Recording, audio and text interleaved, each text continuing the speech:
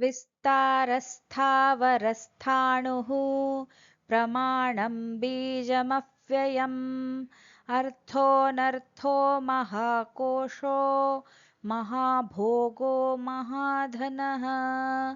भगवान विष्णू हे सर्वत्र विस्तारलेले आहेत. ते स्थावर अर्थात अचल वस्तू आणि स्थिरतेचे आधार आहेत.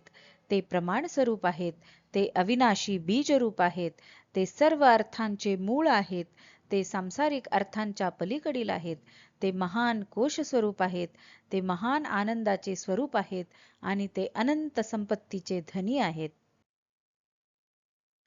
अनिर्विण्णस्थविष्टो भूर्धर्मयूपो महामखः नक्षत्रनेमिर्नक्षत्री क्षमक्षामः समीहनः. भगवान विष्णू हे कधीही निराश न होणारे आहेत. ते अत्यंत विशाल आहेत. ते भूतकाळ, वर्तमान आणि भविष्यकाळात व्यापून आहेत. ते धर्मयज्ञाचा आधारस्तंभ आहेत. ते महान यज्ञ स्वरूप आहेत. ते नक्षत्र मंडळाचे केंद्र आहेत. ते नक्षत्रांचे अधिपती आहेत. ते क्षमाशील आहेत. ते सूक्ष्म आणि संयमी आहेत आणि सर्व कार्यांची इच्छा व प्रेरणा असणारे आहेत.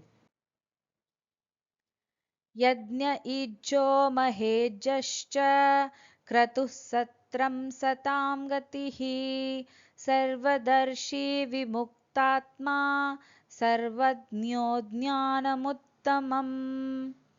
भगवान विष्णू हे यज्ञ स्वरूप आहेत. ते पूजनीय आहेत. ते महान पूजेला योग्य आहेत. ते यज्ञकर्माचे स्वरूप आहेत. ते दीर्घकालीन यज्ञरूप आहेत.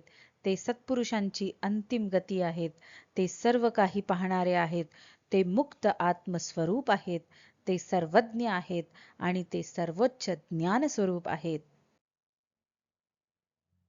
सुव्रतः सुमुखः सूक्ष्मः सुघोषः सुखदः सुहृत् मनोहरो जितक्रोधो वीरबाहुर्विदारणः. भगवान विष्णू हे श्रेष्ठ व्रतांचे पालन करणारे आहेत. त्यांचे मुख सुंदर आणि प्रसन्न आहे. ते सूक्ष्म स्वरूपाचे आहेत. त्यांचा दिव्य नाद मंगलमय आहे. ते सुख देणारे आहेत. ते सर्वांचे हितचिंतक आहेत. ते मनाला आकर्षित करणारे आहेत. त्यांनी क्रोधावर विजय मिळवला आहे. ते पराक्रमी भुजा असणारे आहेत आणि दुष्टांचा नाश करणारे आहेत. स्वापनस्ववशो व्यापी नैकात्मानैककर्मकृत् वत्सरो वत्सलो वत्सी रत्नगर्भो धनेश्वरः. भगवान विष्णू हे जीवांना निद्रारूप विश्रांती देणारे आहेत. ते स्वतःच्या अधीन असणारे आहेत. ते सर्वत्र व्यापून राहिलेले आहेत. ते अनेक स्वरूपांनी प्रकट होणारे आहेत आणि अनेक प्रकारची कर्मे करणारे आहेत. ते संवत्सर रूप काल आहेत.